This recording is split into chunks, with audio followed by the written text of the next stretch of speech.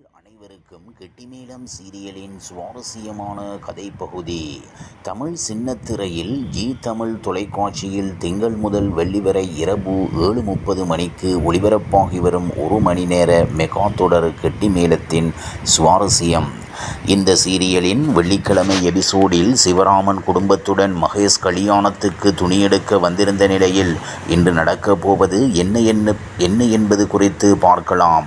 அதாவது துணிகள் விலை அதிகமாக இருப்பதை பார்த்து லட்சுமி தயக்கம் கொள்ள இதை கவனித்த மகேஷ் சிவராமனை தனியாக அழைத்துச் சென்று, அங்கிள் நீங்க துளசி கல்யாணத்துக்கு நிறைய செலவு பண்ணி இருக்கீங்க, அதனால் இப்போ நீங்கள் எதுவும் செய்ய வேண்டாம் என்று சொல்கிறான்.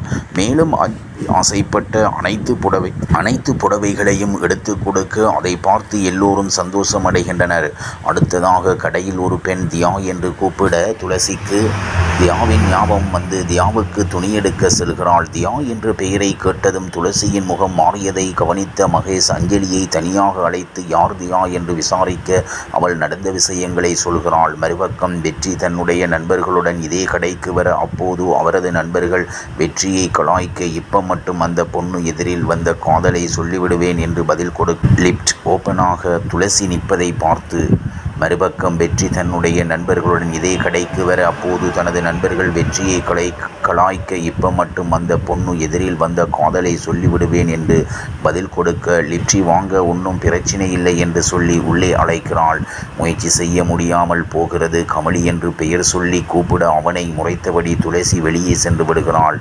அடுத்ததாக வெற்றி லட்சுமியை சந்திக்கிறான். லட்சுமி சிவராமனிடம் இது என்னுடைய பெண் வெற்றி என அறிமுகம் செய்து வைக்கிறாள். என் பொண்ணுக்கு கல்யாணம் நீ கண்டிப்பாக வரணும் என்று சொல்ல, இது நம்ம வீட்டு கல்யாணம் அக்கா, கண்டிப்பாக வரேன் என்று வெற்றி சொல்கிறான்.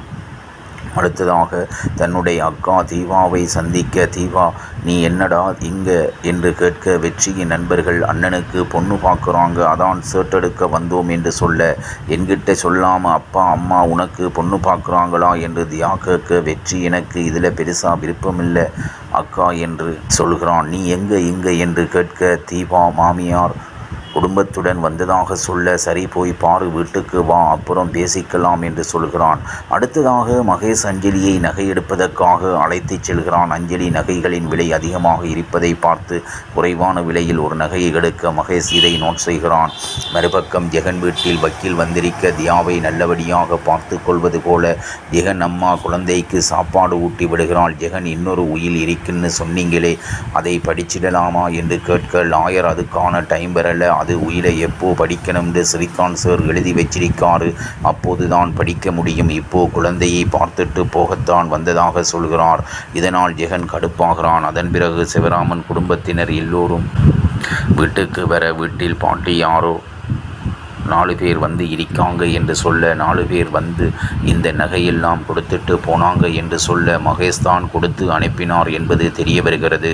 மேலும் மகேஷ் அஞ்சலிக்கு உனக்கு பிடிச்ச எல்லாமே உனக்கு கிடைக்கணும், அதுக்காகத்தான் நகைகளை அனுப்பி வச்சிருக்கேன் என்று வாய்ஸ் மெசேஜ் அனுப்பி இருப்பதும் தெரிய வருகிறது. துளசி மட்டும் தியாவை நினைத்து வருத்தமாக இருக்க, வாய் பேச முடியாத பாலமுருகன் இதை கவனித்து துளசிக்கு சாப்பாடு ஊட்டிவிட்டு ஆறுதல் சொல்கிறான். இப்படியான நிலையில் அடுத்ததாக நடக்கப் போவது என்ன என்பது குறித்து அறிய கெட்டிமேளம் சீரியலை அறிந்து கொள்ளுங்கள்.